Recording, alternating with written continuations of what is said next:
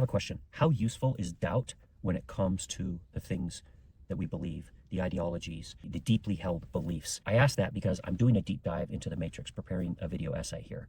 And I'm not just breaking down the movie itself and some of the philosophical kind of backbone of it, but I'm also addressing this. How do we stay awake? How do we wake up from a potential matrix?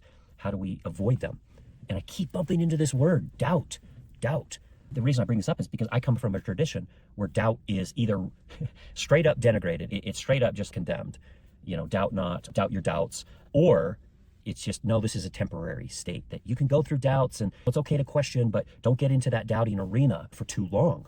And I've now come to think that this is just dead wrong, that if anyone is kind of throwing that at you, that should be a huge red flag. Doubt, I now think, in the jury of my mind, doubt needs an active place at that table. Metaphorically, if I'm eating 3 meals a day, I'm consuming information, I'm learning things, it doesn't have to be the main course, but it needs to be a side of vegetables. It needs to be some greens that I've got on my plate. I think of René Descartes. When it comes to critical thinking, there's kind of a whole branch of that's named after him, Cartesian doubt or Cartesian skepticism. I mean, he doubted so much. If you're renovating a bathroom and you clear everything out and break it down to the studs, that's kind of what he did with not just his beliefs, his sensory inputs, but who he even is. I mean, he doubted his very own existence. Am I a butterfly having a dream that he's a human? Am I a part of someone else's dream? Do I even exist? Well, he finally hit the floor of his doubt with the famous thought that we've all heard a gazillion times, I think, therefore I am.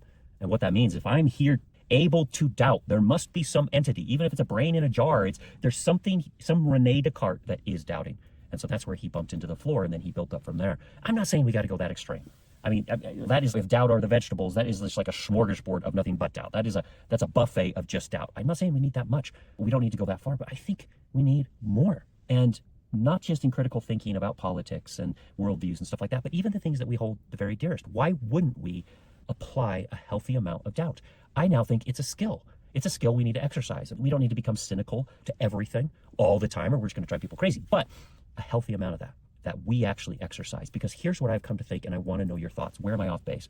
Doubt is our instinct trying to teach us to discern, to differentiate the useful signal from, the distracting noise.